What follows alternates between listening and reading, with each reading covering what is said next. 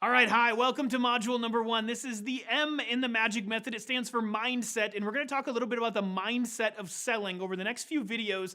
I'm going to teach you some of the core foundational things that you must understand in order to be proficient at selling, because every presentation that you do has a purpose, and that purpose could be to sell something of value. It could be just to influence somebody to take an action, but you have to know what that is, and you have to understand some basic concepts around this idea of selling before you're going to ever be effective at those strategies. So the first one we're going to cover today is called what you are owed. And I remember years and years ago when I worked at Verizon Wireless, it was the first time that I ever worked in a really competitive sales situation where I had been presenting for years and I had thought that I was good at sales, but this was really like a competitive, driven, focused thing that I had never experienced before. And one of the reasons that this stands out so well to me is because in those environments, sales managers are like watching the floor constantly. They're listening to all the conversations. And if you screw up, they come over and like as soon as you're done with a customer, they'll let you know how you screwed up. So I remember one day somebody had come in and they asked me to put a screen protector on for them. And I went ahead and put the screen protector on and they said, thank you. And I said, thank you for being a customer. They walked out the door and I thought everything was fine because I like to serve people and I was just serving this customer at the level that I thought they needed to be served. And my sales manager comes flying over across the room and she goes, what are you doing? And I'm like, I just put on a screen protector. She's like, no, you didn't offer anything. You didn't even try to sell anything. What gives, you know? And like, to me, I went, oh, I guess I am employed as a salesperson. Maybe I should try to sell something, right? And what she ended up saying to me is words that stuck with me for a long time. And that is, when you do something for somebody of value, for free even, of any sort, they owe you the chance for you to sell them something. Okay, now don't take this in a used car, scammy, convincing sort of way.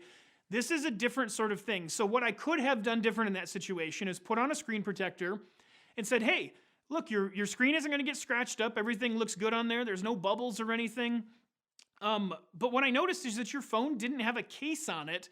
And if it was to drop or something, it's still, the screen protector isn't going to keep your screen from breaking. But a case could actually be really beneficial to you. I happen to have one over here. It's on sale. And it's the one that I use. It fits the phone really, really nicely. If you'd like, I can try it on your phone. You can feel what it might be like to carry around each day and then have the peace of mind to know that your phone is protected properly. Would that be okay? Do you see the difference there? Because I put the screen protector on, I was owed the opportunity just to ask if it's okay if I put a case on their phone. Right? And of course, there's other psychology involved there. If I get it on their phone, they start to touch it, feel it. They understand ownership experience, so on and so forth. Those are all very good things to be doing. But at the end of the day, all I needed to do was ask, right? And I might have sold a case. And if I did that all day, every day, I might have been able to sell a whole bunch of stuff and, be worthy of my job and title at the time. So this idea of what you're owed, if we take it into a different context of like digital marketing or social media or anything that you're doing, if you put out content that helps somebody and you put out any information that is useful to them, you're owed the chance to do something of more value for them at a higher cost. Okay, now sometimes that cost is just an email address in the digital world. You could say, hey, here's 3 tips on how to style your hair in less than 5 minutes, right? Like maybe you're a hairstylist, you do a video like that.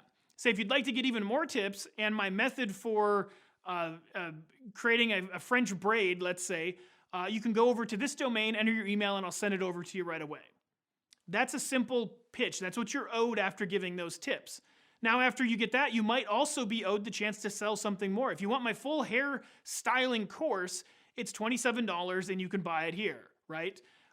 So looking at this concept, this is a concept that as long as you're always looking for the exchange of value, you will win at the end of the day. And these presentation skills are going to help you do that in a much more meaningful way.